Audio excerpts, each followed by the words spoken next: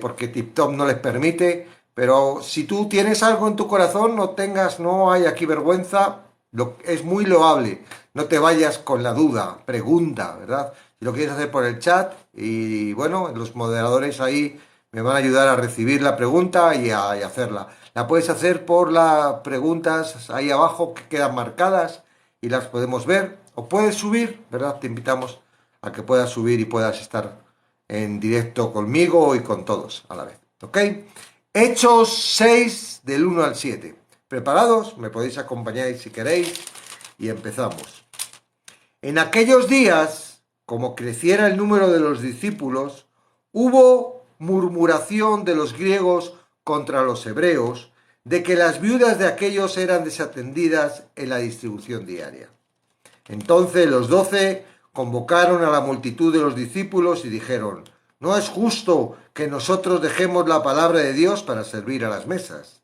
Buscad pues, hermanos, de entre vosotros a 7 varones de buen testimonio, llenos del Espíritu Santo y de sabiduría, a quienes encarguemos de este trabajo. Y nosotros persistiremos en la oración y en el ministerio de la palabra.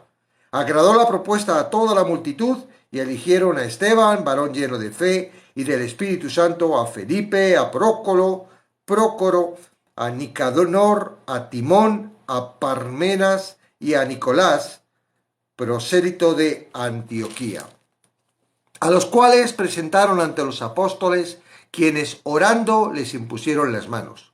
Y crecía la palabra del Señor, y el número de los discípulos se multiplicaba grandemente en Jerusalén. También muchos de los sacerdotes obedecían a la fe.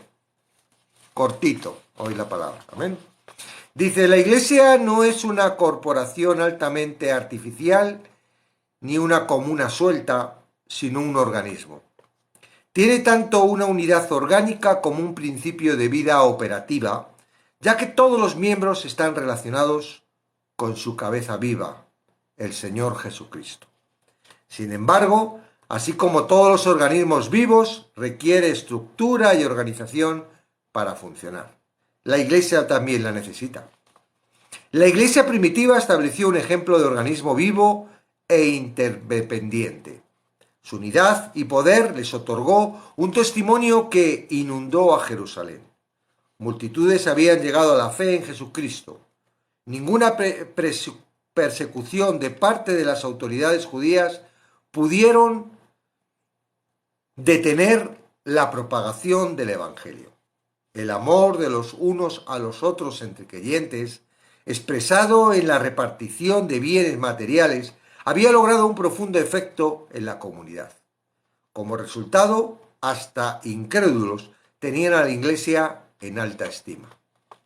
Durante los mismos días en que crecía el número de los discípulos, surgió otro problema relacionado con el rápido crecimiento.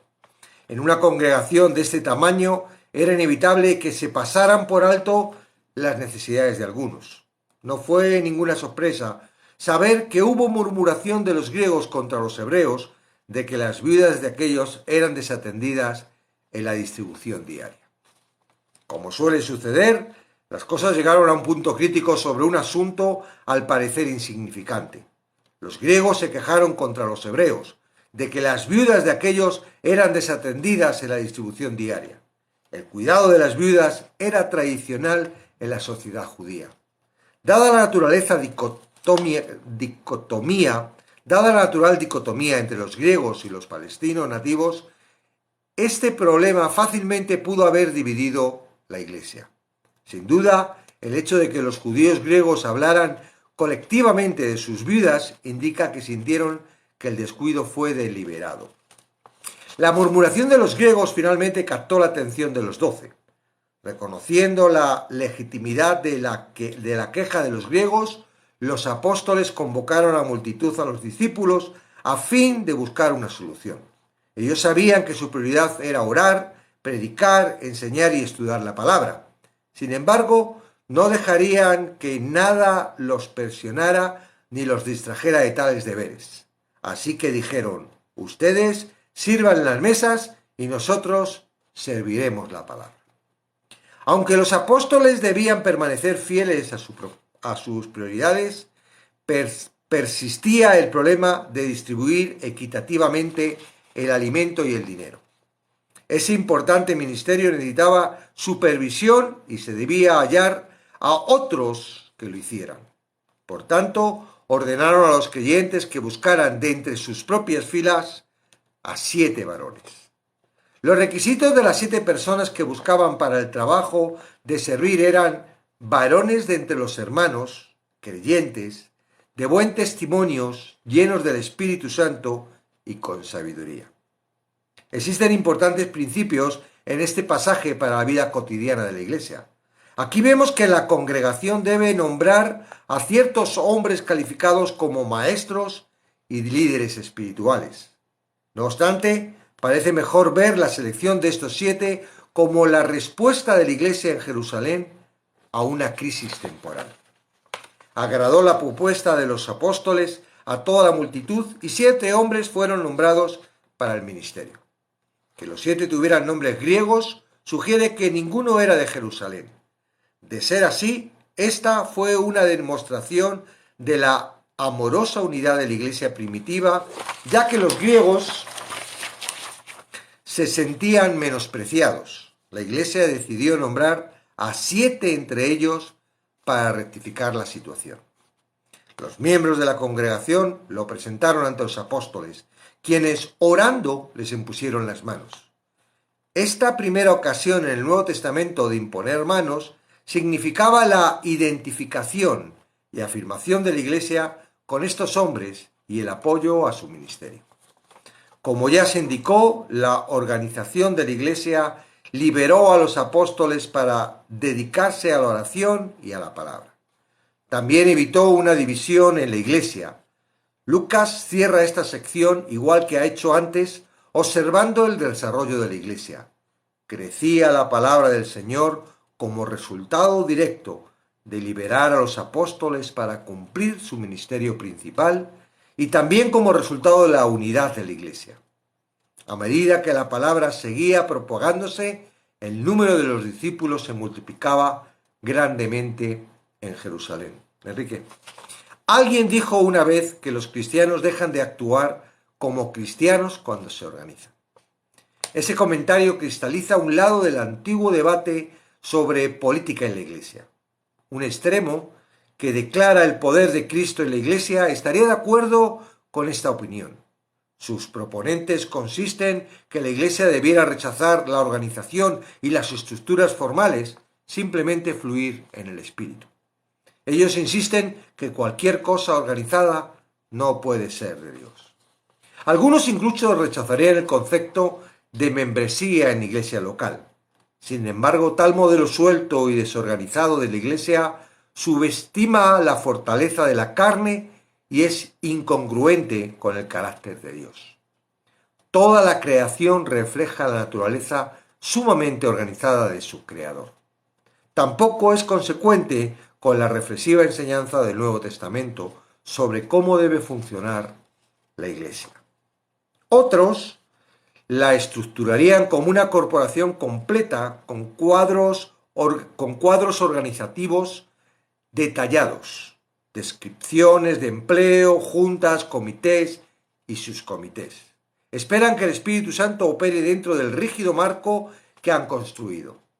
Rechazan cualquier propuesta audaz y novedosa porque nunca antes hemos hecho aquello de ese modo.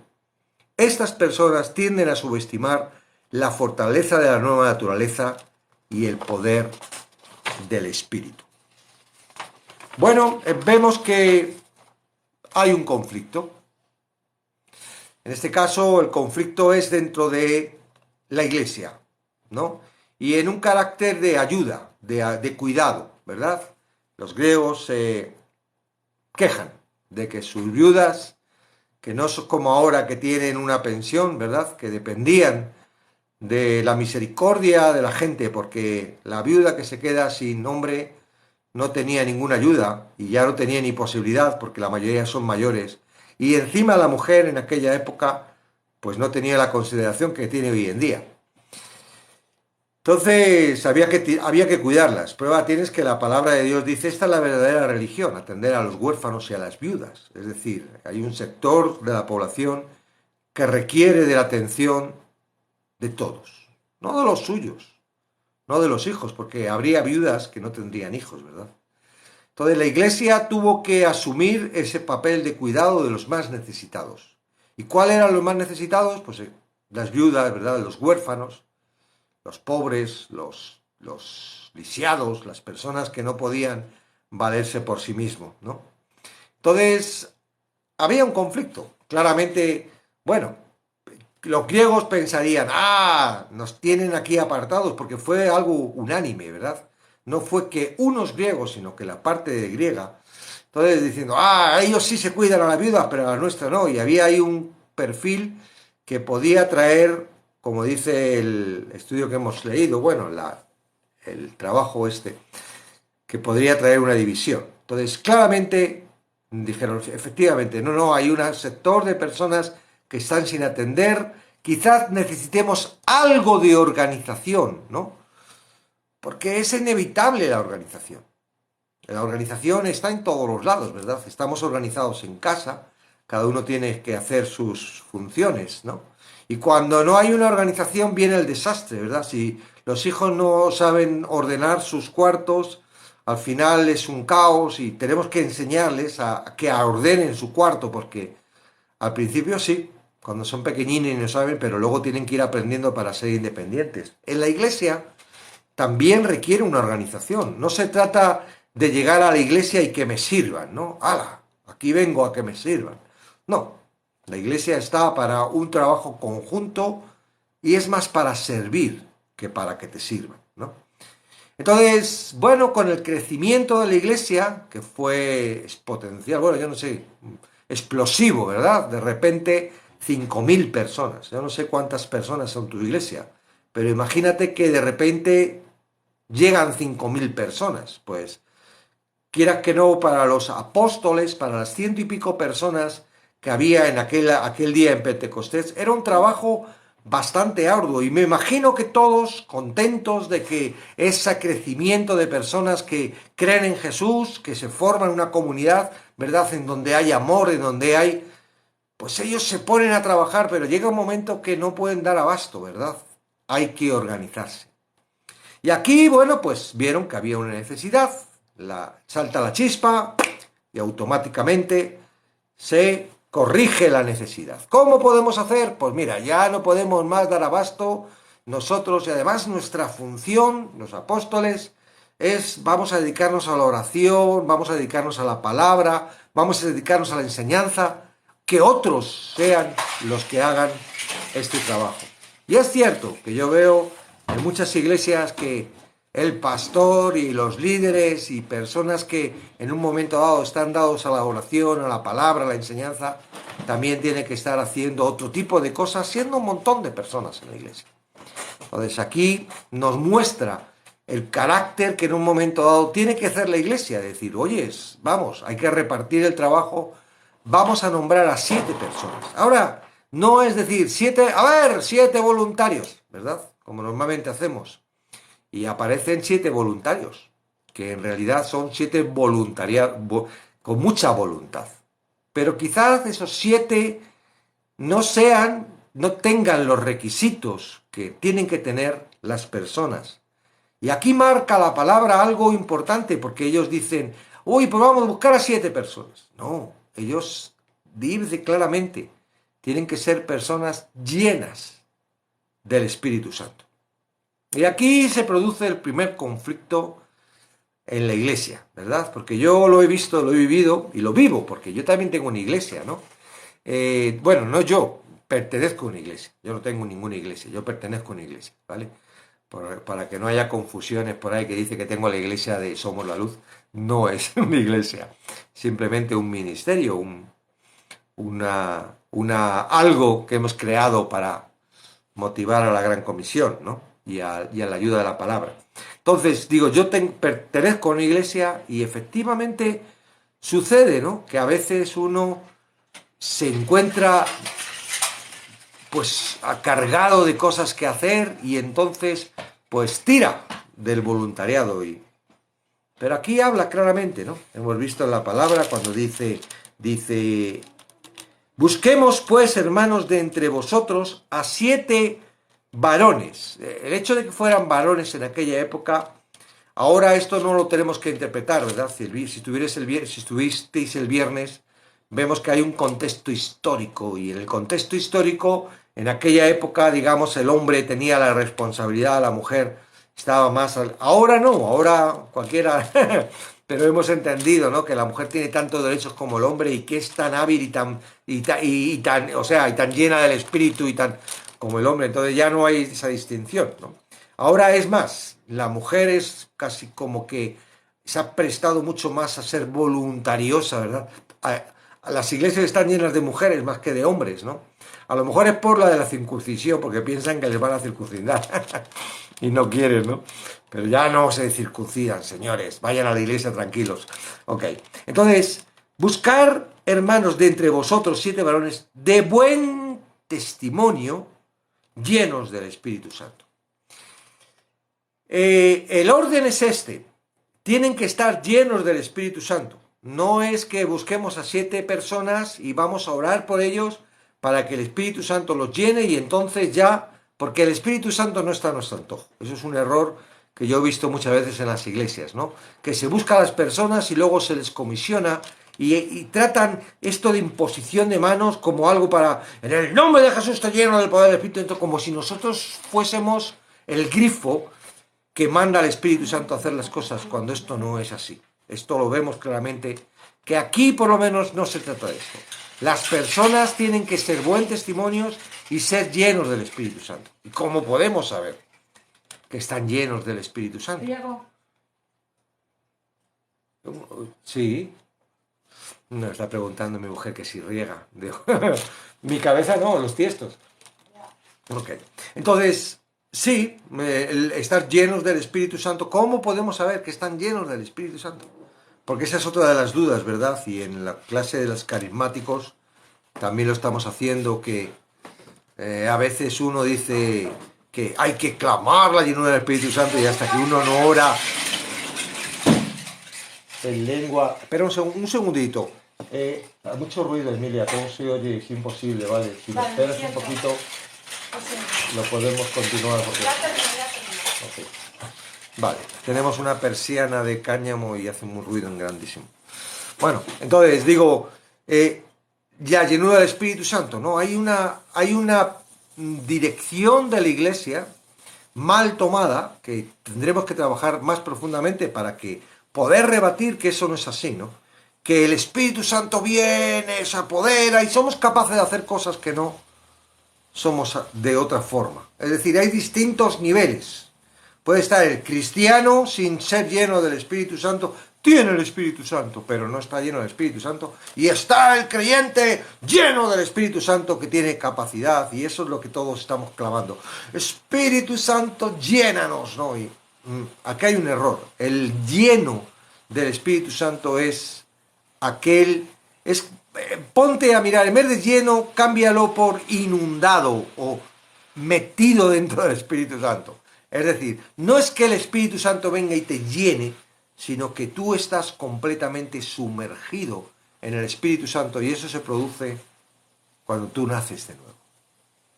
Claramente, el bautismo del Espíritu Santo es cuando el Espíritu Santo viene y toma poder de ti. Ya no eres un ser carnal, eres un ser espiritual. ¿Y es que eso es posible? Pues lo es. ¿Y cuándo es esto posible? No depende de ti ni de mí. Depende de la palabra y del Espíritu, que son los elementos para que tú puedas nacer de nuevo. Es decir, yo me di cuenta durante 22 años que yo creía que había recibido el Espíritu Santo, que había sido lleno, pero a veces me sentía muy vacío y decía, bueno, pues será que me lleno, me vacío, me lleno, me vacío, depende, ¿verdad?, de la cantidad que ore, la cantidad que lea, la cantidad que me esfuerce, la cantidad de que yo esté deseando que el Espíritu venga. Dependía de mí para que yo me llenara de algo y no es así. el Espíritu Santo te llena en el mismo momento. Tú naces de nuevo en el mismo momento que tú entiendes que has pasado de pertenecer al pecado a ser hijo de Dios a través de Jesucristo. Ahora hay algo que está impidiendo ese nacimiento. Tú entras en una gestación, eres evangelizado, te han dicho que Jesús ha muerto por tus pecados, pero no permites salir, digamos, nacer de nuevo, tener una nueva vida en Cristo, porque te siguen marcando de que tienes que, y sigues viviendo en las obras y en la ley. Ahora no depende de Dios, sigue dependiendo de ti. Y como sigue dependiendo de ti, tú no has creído al Espíritu Santo, entonces no puedes llegar a pasar, no puedes. Por eso en Juan dice, eres engendrado. Y luego más adelante, cuando ya habla del bautismo del Espíritu Santo, cuando ya habla con Nicodemo del nacimiento, ya dice nacido, ¿verdad? O sea, hay un engendro, que eso es lo que llamamos, o sea, somos engendrados cuando recibimos el Evangelio, pero hasta que no nos damos cuenta, hasta que no llegamos en nuestro entendimiento a través de la palabra y del Espíritu, a entender de que Jesús hizo el trabajo completo. No es que Él haya hecho parte y tú tengas que hacer la otra parte. No, el nacimiento, mira, yo me imagino, ¿no? Claro, es un poco. Dicen que el nacimiento, yo no lo sé porque no me acuerdo, y por eso dicen que los que nacen en el agua, que son menos. Es muy traumático porque, claro, tienes que entrar por un sitio estrecho y tal, y estás muy a gusto en la barriga. Yo creo que llega un momento que, como los pájaros, ¿verdad?, incomodan el mismo líquido amniótico de la barriga y tal, y la misma placenta te va desplazando y te va y mira, no te quedes aquí todo el rato porque tu misión es nacer. Tu misión es nacer, porque si no, yo me imagino que aquella criatura en el vientre de la madre está muy a gusto, muy protegido, tiene todo lo que necesita y no tiene por qué estar saliendo a un sitio tan hostil como es el mundo, ¿verdad? Y claro, él no lo conoce, pero de repente hay algo que le empuja, hay algo que le hace salir y sale, y lo primero que hacen es que le dan para que llore, para poder respirar, y empieza a funcionar su organismo, empieza a tener hambre, se hace caca, y empieza a estar incómodo, le duelen las tripas, los gases, y empieza la incomodidad de la vida, ¿verdad? Bueno, pues el nacimiento tiene que ver con eso, tiene que ver con. Hay un engendro, ¿verdad? Que tú estás engendrado, que estás preparándote esa vida y estás entendiendo, y tienes que entender de que no se trata de ti, se trata del Espíritu y de la palabra. Y tú naces y ya no eres nueva criatura. Las cosas viejas pasaron. Ya no tienes que luchar contra el pecado. Ya no eres esclavo del pecado. Ya no tienes que agradar a Dios, ¿verdad? Porque no se trata de que tú agrades a Dios, ya lo agradó Jesucristo. El entendimiento de Cristo, el entendimiento pleno, que el Espíritu Santo es el que hace eso en nuestras vidas, hace que tú digas, wow, oh, y hay algo en ti que no resista más, y yo diga, wow, y veas la plenitud. Entonces ya el Espíritu Santo empieza a gobernar tu vida. Anteriormente tú no puedes. Mira, si eres esclavo del pecado, tú no puedes tener al Espíritu Santo. El Espíritu Santo no comparte un templo con el pecado. No comparte un templo con un esclavo. El Espíritu Santo entra en un templo, en un cuerpo que ya no tiene nada que ver con el pecado. ¿Y por qué no tiene nada que ver con el pecado? Porque Cristo pagó para que ya no tengamos nada que ver con el pecado. Claro, la gente dice, pero pecáis. Esto es muy común en personas que no han nacido de nuevo, que no se enteran de que hay una posición nueva en Cristo, que hay una posición en la que el pecado no tiene ya capacidad por el creyente, porque quien dirige la vida del creyente es el Espíritu Santo. Si tú estás luchando todavía con el pecado, yo te animo a que reflexiones y que puedas leer la palabra con el punto de vista donde pone que tienes que ser tú Si en todos los sitios dice no, descansa, es Él el que vive. Ya tú muere, muere, muere. ¿Qué puede hacer un muerto? Muere cada día, toma tu cruz y sígueme. Muere, muere. ¿Por qué? Porque estamos muy vivos. Porque queremos nosotros seguir dirigiendo nuestras vidas. Porque el corazón no se convierte. El corazón es el Espíritu Santo el que va haciendo la obra en nosotros. Hay una conquista en nuestro corazón, poco a poco. No lo mismo al principio, ¿verdad?, que luego más adelante. Yo me di cuenta en mi vida que el Espíritu Santo está haciendo la obra en mí. No se trata, es más, cuando yo me doy cuenta de que nada puedo hacer, Él puede trabajar mucho más en mí. Que cuando yo creía que tenía que hacer y me esforzaba y quería ser, y hoy, Señor, vas a estar muy orgulloso de mí. Como el hijo, ¿no?, que se esfuerza para que el padre esté orgulloso. Pero es que el padre no está orgulloso de su hijo por lo que hace.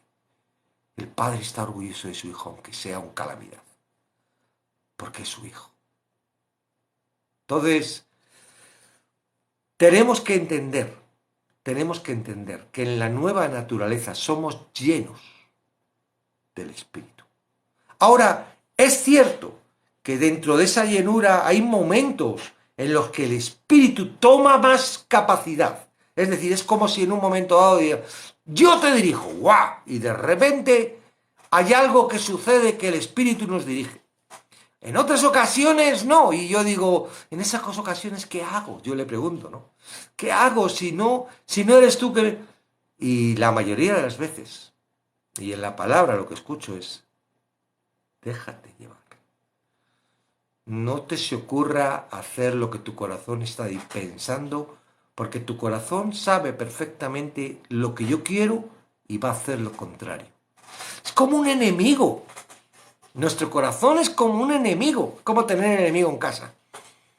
Pero no le rechazamos, no nos le quitamos porque acaba la vida, ¿no? Pero el enemigo es así.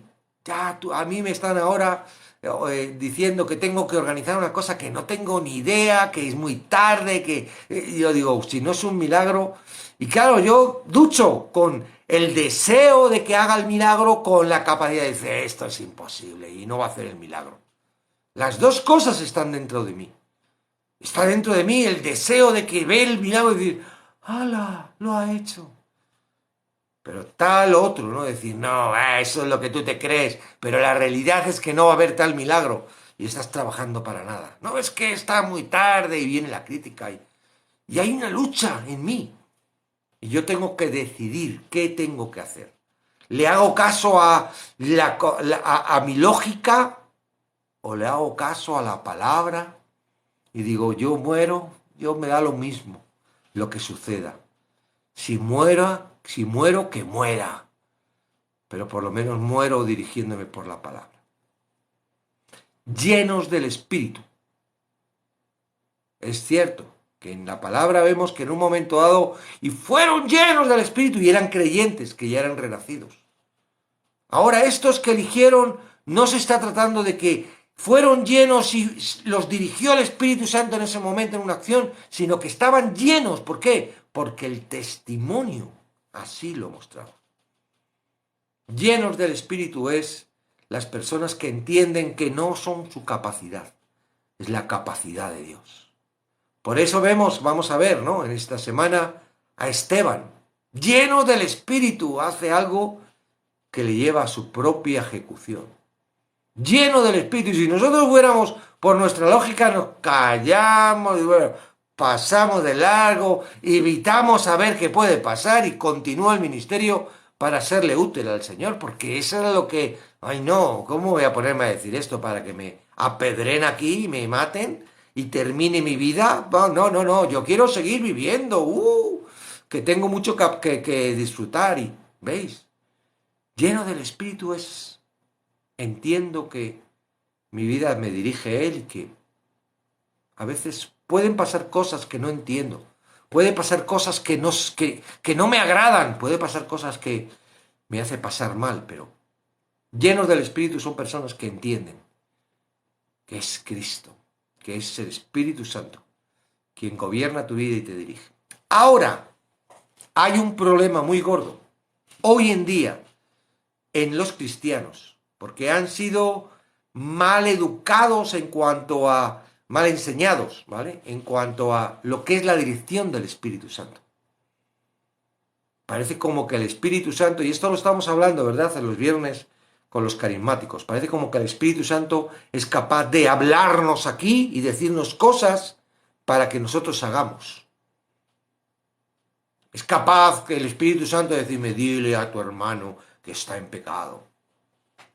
Parece como que el Espíritu Santo, ¿verdad?, puede utilizar nuestra mente, esa mente que es utilizada por el mal para llevarnos cautivos a un lugar apartado, para traer tentación, para traer agobio, para traer duda. Esa misma mente puede ser utilizada por Dios, por el Espíritu Santo, para guiarnos. Y a veces uno no sabe si es el Espíritu Santo, o es mi mente, o es mis ganas, o es mi... ¿verdad? Y es un problema. Entonces, la palabra es clara. Y en ningún sitio dice que el Espíritu Santo te vaya a hablar ahora. En esta época, en la época que estamos hablando, todavía no está el canon cerrado. El Espíritu Santo todavía inspiraba, todavía estaba en el proceso de la inspiración de la palabra para que hoy, pero tú hoy no es ayer, tú hoy tienes que darte cuenta de que hoy ya está el canon completo. Hoy esta gente, Esteban, Felipe, no tenían la palabra que tú tienes. No tenían la capacidad de poder tener en su casa. Ya hay muchas personas en el mundo que no la tienen porque está prohibida. Porque han prohibido la palabra. Qué tontería, ¿verdad? Si fuese un libro pornográfico, un libro que nos llevara a matar o que nos hiciera hacer cosas. No, permiten el libro de la Ouija y todo eso, y de los sacrificios de los niños y de pornografía, pero el libro, un libro que trata del amor, de la justicia, de la redención, no, ese se prohíbe. Entonces el Espíritu Santo, señores, no te va a hablar fuera de la palabra. El Espíritu Santo te puede recordar la palabra. El Espíritu Santo te puede llevar a la palabra. El Espíritu Santo puede tener contigo porque es Él lo que puede hacer lo que quiera. Sí, pero a través de su palabra, porque si no se contradeciría. Y no puede contradecirse.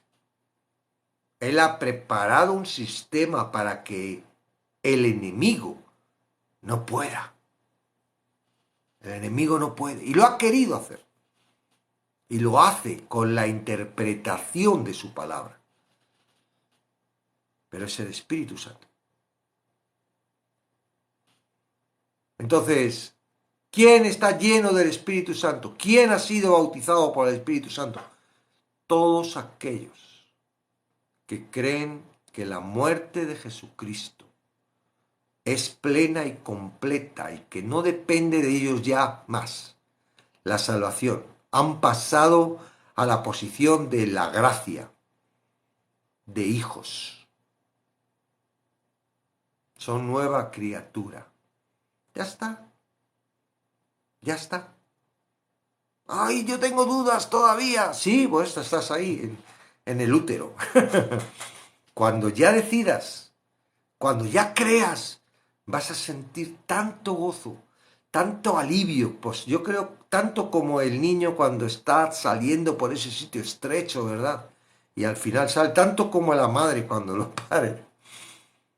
Porque los momentos malos es cuando está saliendo, pero una vez que ya ha salido ya no importa. Ya el dolor es mínimo. Y no he tenido ningún hijo, porque no soy mujer, pero he visto 2 de los nacimientos de mis hijos.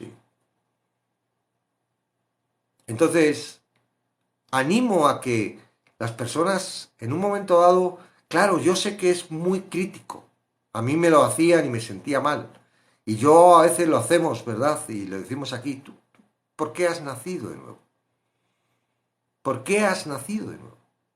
¿Has nacido de nuevo? Sí, ¿por qué? ¿Porque te lo han dicho en la iglesia? No, el nuevo nacimiento tiene que ver con una seguridad de vida. Ya no hay. Ya estás vivo. Ya no puedes decir, oye, ¿habré nacido?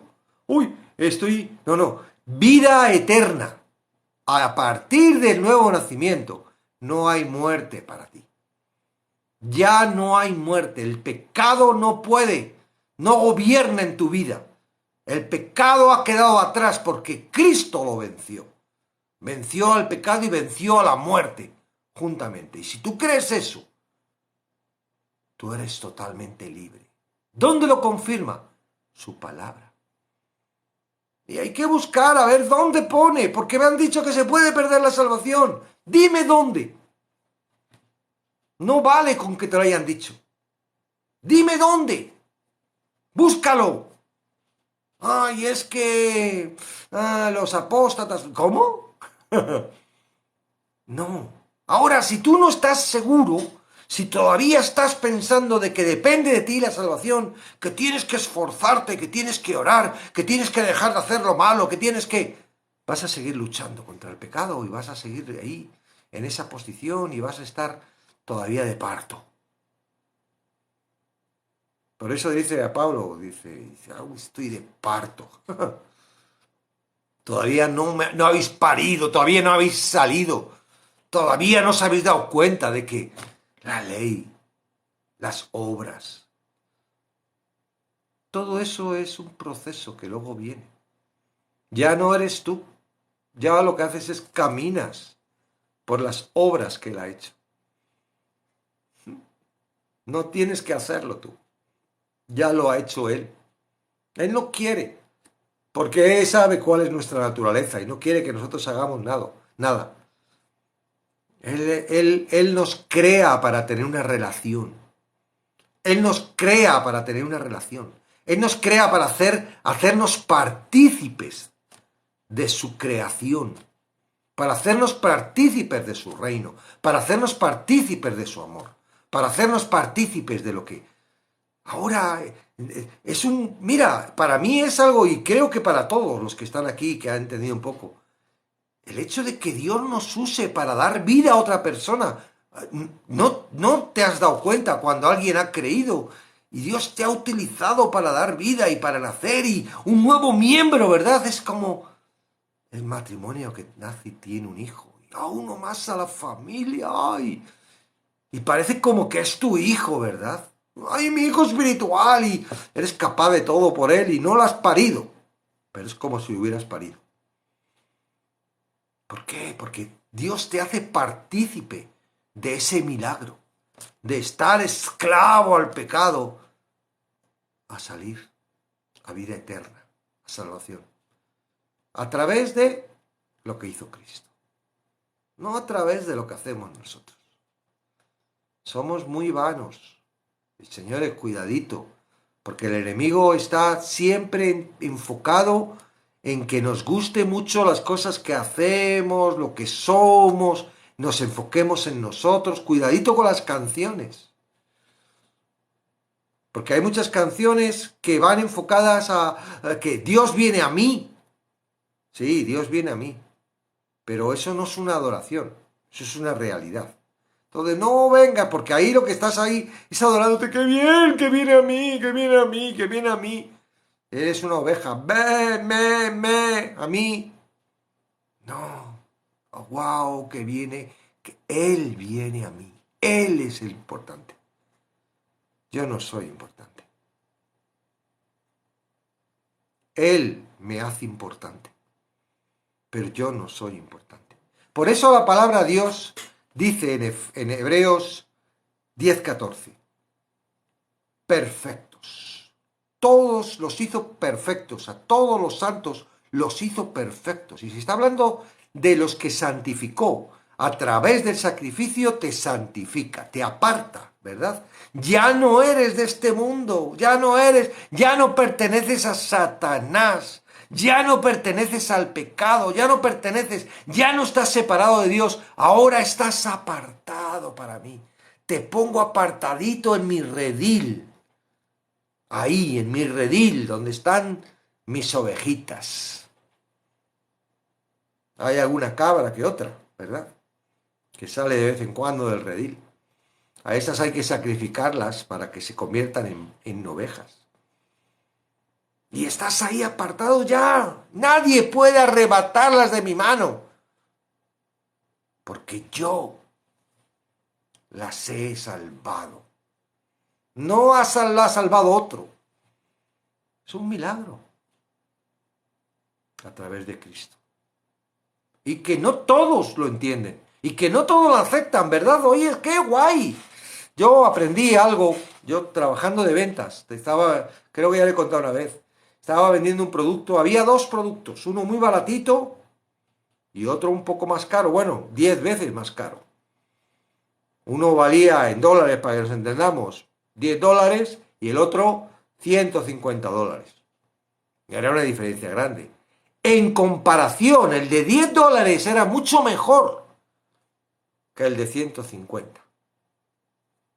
Era mucho mejor. El de 150 era un anuncio, son anuncios en internet, pero el de $10, yo digo, wow, con $10, madre mía, vamos, me compro 4, $40, tengo 4 y mejor que uno de 150. Digo, me voy a forrar, dije, a vender esto. Y yo con toda mi ilusión, con todas mis ganas, salí a la calle, a los comercios y... ¿Cuántos vendí? 0. Pero no me creían. No me creían. Sí, por $10 que vas, eso no vale para nada, mira, para que no me hagas perder el tiempo. Porque digo, que te estoy hablando, y digo, sí, ahora sí. Ahora.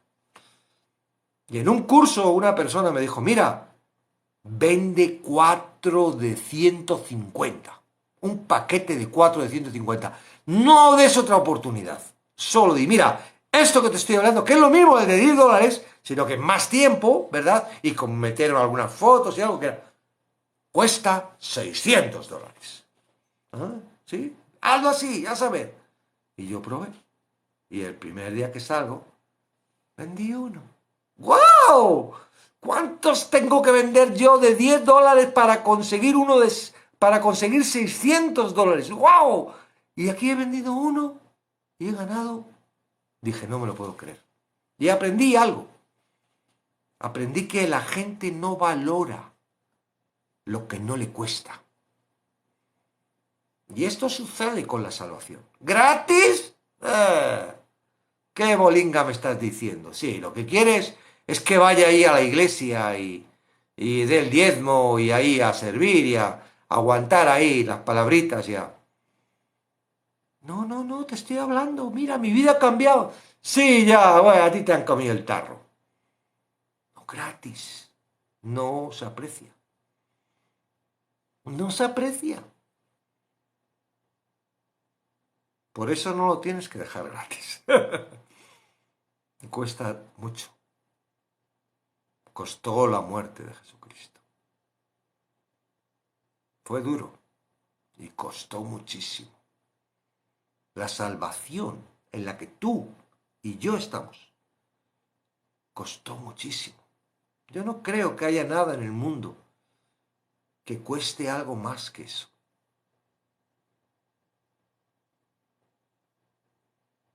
Ahora, creemos que porque es gratis, la gente la va a aceptar.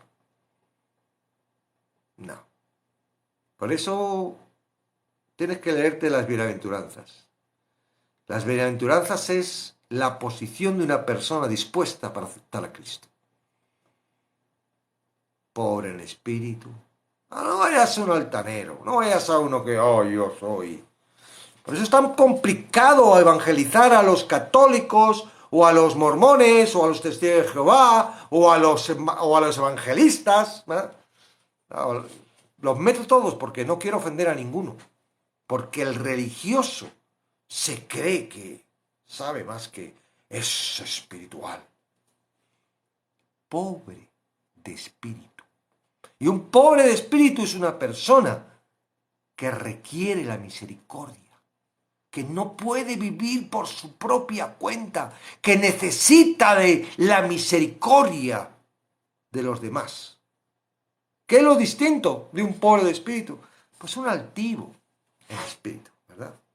Un espiritual que sabe griego, hebreo y encima ha nacido judío, ¿no? Y no por ofenderlos, Pero es lo que les pasa ahora. Claro, tienen el corazón endurecido.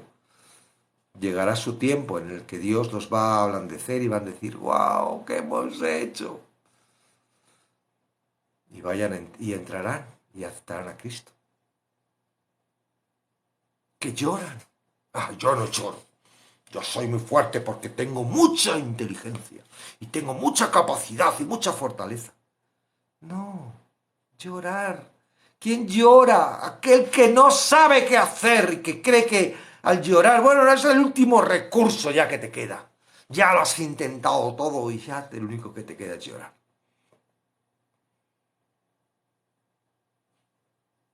Limpio de corazón. No es que tengas que estar limpio de corazón. Es que nadie puede estar limpio de corazón. Esa es una de las cosas más complicadas. ¿Quién puede estar limpio de corazón? Solo los que aceptan a Jesucristo. Con lo cual, cualquiera que por ahí esté pensando que tiene el corazón limpio y que lo puede hacer por su propia cuenta y que puede limpiar su corazón a través del tesón y de obedecer la ley, de los mandamientos y de orar y de por su propia fuerza, enfocado a eso. De limpio corazón nada. Hipócritas. Entonces, las bienaventuranzas. Muy curioso. Pacificadores. ¿Quién es un pacificador? ¿Los ateos son pacificadores? Que va, dan más guerra. Los religiosos son pacificadores. Ahí los vemos en TikTok, ¿verdad?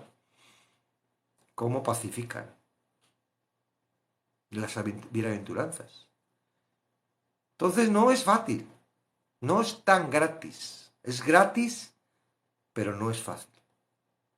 Uno tiene que entender, tiene que romper todo lo que el enemigo ha estructurado en tu corazón de que eres capaz. La vida. Mira, los propios padres lo hacemos indirectamente a nuestros hijos. Porque queremos que nuestros hijos sean fuertes, porque queremos que nuestros hijos sean exitosos, porque nosotros queremos a nuestros hijos y que no queremos que sufran. Y nos enfocamos en que lleven una vida como en una burbuja y los propios padres producimos seres complicados para el Evangelio. Bueno, mucho que reflexionar, mucho que decir. Aquí nos estamos un poco desviando del tema, ¿no? Aquí eligieron a 7 personas que eran llenas del Espíritu Santo para resolver un problema. Hay que atender a las viudas de los griegos. Y vimos cómo en el afán de resolver, lo resolvieron, ¿verdad? Y resolvieron el conflicto. Pero no quiere decir que esto sea el sistema para poder resolver todos los conflictos. ¿Por qué? Porque quien dirige la iglesia no es nuestro corazón, no es nuestra lógica, no es nuestra mente. Quien dirige la iglesia es la cabeza. Y la cabeza es Cristo. Y Cristo es la palabra. Yo cuando leí, en la iglesia que estoy ahora no hay un código, una serie de, ¿cómo se llama? Unas normativas, ¿no?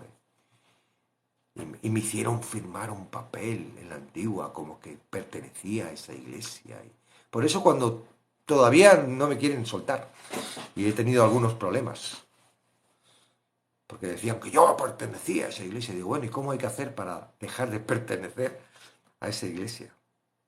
Ah, no, ¿por qué vas a dejarme pertenecer? Les molestaba que yo dejara de pertenecer y, bueno, yo no quiero molestaros, yo no quiero estorbaros. Pero yo estoy con otra iglesia ahora y estoy trabajando y me quiero sentir parte de esa iglesia también y me fastidia que me impidan que yo pueda estar en otro sitio en un momento dado, porque entiendo que el cuerpo es todo, ¿no? ¿Y por qué no? No, solo cuadrangular, digo, ¿eh? ¿Dónde lo pone en la Biblia? ¿Dónde están esas normas, esas estructuras que generamos en la iglesia que a veces son tanto estorbo? Es la cabeza. Ahora, no es fácil ser dirigido con la cabeza Cristo cuando estamos siendo dirigidos por nuestra lógica, cuando estamos dirigidos por nuestro corazón. La iglesia, de hecho, estaba dirigido por el Espíritu. Y lo vemos. ¿Resolvieron el problema? No dijeron, vamos a firmar un papel y lo vamos a estipular como esto que es así. ¡Pah! No. Un conflicto, se dieron cuenta, trataron, buscaron personas dispuestas para ese trabajo de servir. Encontraron estos 7, ¿verdad? Que había. Y se pusieron a seguir trabajando para Cristo. Para llevar la palabra y para servir. Ya está. No nos enredemos, ¿verdad? En estructuras y en lógicas del mundo. Vayamos aprendiendo. No queda mucho. Pero necesitamos ser dirigidos por el Espíritu. Pero no por un Espíritu que nos hable, sino por el Espíritu que nos ha dejado su palabra. Y que está con nosotros para hacerla entender. Y para que nosotros podamos comprenderla. Y a veces no es fácil. A veces no es fácil. Porque el mismo corazón trae una distorsión para llevarnos. Y a veces no es fácil. Y digo, bueno, el Espíritu Santo, Dios, el Espíritu Santo es el que está aquí, pero en realidad es Dios, ¿verdad? Lo permite porque Él tiene que va formando un carácter. Y nuestro carácter tiene que ser un carácter noble de decir, Señor, tú lo que tú digas. Si tengo que parar, paro, no pasa nada. Hasta que yo entienda que es lo que tú quieres.